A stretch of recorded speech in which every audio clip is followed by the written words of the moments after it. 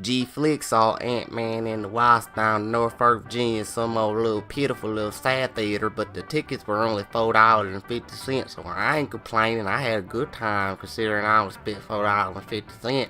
Anyway, I'm talking on over here and passing on over to my good friend Gharren, because he got the real scoop on everything, and he know how to speak perfect English, so I bid you farewell, folks. Goodbye.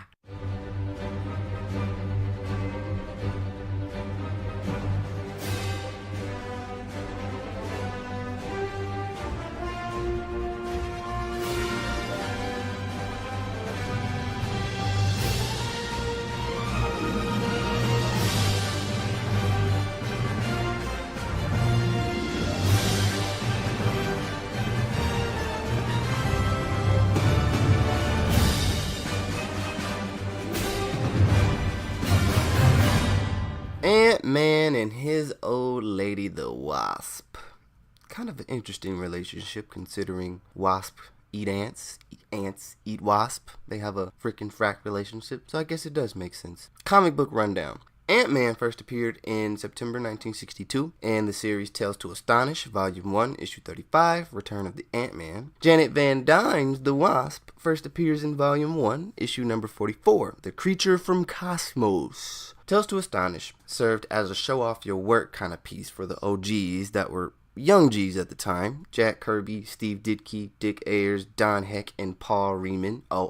And Larry Lieber. And Stan Lee, of course. Ant-Man came from the Man in the Ant Hill storyline from Tales to Astonish. The series was plotted by Stan Lee, scripted by Lieber, and penciled first by Kirby and later by Heck and some other old heads. The Wasp and Ant-Man's other aliases, which include the Giant Man, were introduced a year later in separate volumes. Hank Pym's Giant Man first appeared in Volume 1, Issue number 49, The Birth of Giant Man. Yeah, super creative, I know. Something interesting happens when Tales to Astonish reached Volume 1, Issue 49. The Incredible Hulk is introduced as the antagonist to Giant Man. And by the next volume, it featured two storylines, one for the Hulk and the other for Ant-Man. And by issue 70, Hank Pym and Janet Van Dyne were no longer featured. The tales more so focused on the Hulk and other superheroes. Heroes, you know what I mean. Now, as far as the Wasp is concerned, Tales of the Wasp followed the superheroine around. They were scripted and penciled by Lieber. Now, I could go on and on and on and on and on and on and on and on till the cows come home with this, but that'd be boring. So, Ant-Man and the Wasp. Released on July 6th, 2018. It is the sequel to Ant-Man, which came out in 2015. I thoroughly enjoyed Ant-Man, the first one, under the third eye of Kevin Feige, who is the overseer of Marvel Studios. He knew what it would take to introduce lesser popular Avengers. If the story is compelling enough, funny enough, everyone will eat it up. I also thought it was smart to introduce the less popular heroes midway through the solidly built MCU. Still though, the villains are trash. I remember Hornet from Ant-Man. That villain makes all the sense in the world, but in the sequel, not so much. Marvel seems to have a hard time with its sequels when it comes to villains. Thanos and Loki are the only standouts. The rest are disposable. So it'll be interesting to see who will pick up the reins after Thanos is ousted. They have plenty of villains that are stronger than Thanos and more compelling than Thanos, which they need to start building on now if they want to keep these things going until the year 2100. So let's get into the sequel. Ant-Man the sequel. It is Marvel's 20th film. Insane how we've gotten this far. It grossed over $353 million worldwide. It was filmed at Pinewood Atlanta Studios in Georgia and parts of Atlanta. The code name for the sequel was Cherry Blue. You get a code name for your films when you don't want people to know about them. It scored an 87% on Rotten Tomatoes, 70% on Metacritic, and 7.5 out of 10 on IMDb. Michael Douglas, interesting tidbit. Michael Douglas wanted Catherine Zeta-Jones, his bae, to portray Hank Pym's wife, Janet Van Dyne. Thank God it didn't go to her. I'm glad Michelle Pfeiffer got it. I think she fits the role perfectly as the original Wasp. It was directed by Peyton Reed, who, side note, directed the first Bring It On. Go Taurus! Go Taurus! Go Taurus! It was written by 5 goddamn people, including Z-Star, Paul Rudd. I went to see this with my dad, and we were down in Norfolk for a wedding.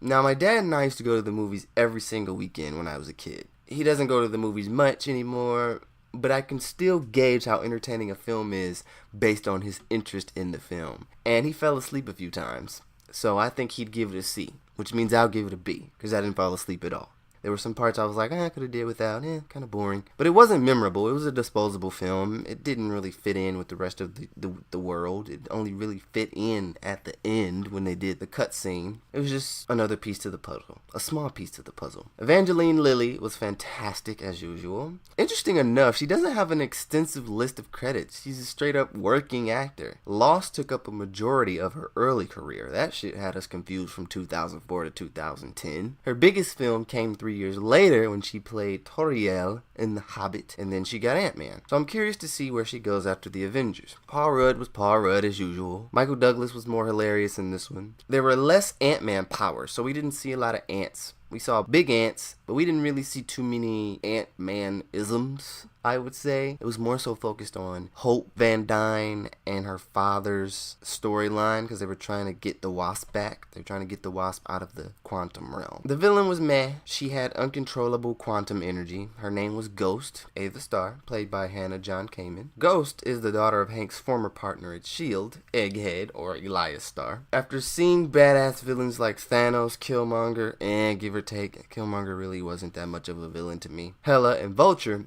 Ghost pales in comparison to all of them. I mean, the other pseudo-villain was Sonny Burke, but he was pointless. He was just a weapons dealer. I didn't understand why he was there. He didn't really need to be there. After 4 emotionally exhausting Marvel films, it was smart to use this film as comedic relief. Janet Van Dyne had this beautiful reverence about her. It felt as if she was an original Avenger. I got a sense that there was an Avengers around prior to Tony Stark's Iron Man, and I think Captain Marvel will further reveal that, hopefully. It is also possible that the quantum realm is unaffected by the snap, according to the first post-credit scene. Second scene didn't really matter to me. I didn't really stay behind for it. I heard there's just a big ant somewhere doing some crazy shit. Final thoughts: it's fun and worth the money, but it doesn't add much to the MCU. But it's the end of phase 3. Next up is Captain Marvel, which is already wrapped principal photography and is in post-production. Cannot wait for that one. Marvel will have its first female lead, and it'll probably be successful, considering Wonder Woman was successful. I figured that Marvel was kind of eyeing the DCU universe to see if Wonder Woman would be successful, and since it was, hey, let's throw Captain Marvel out there. Captain Marvel is way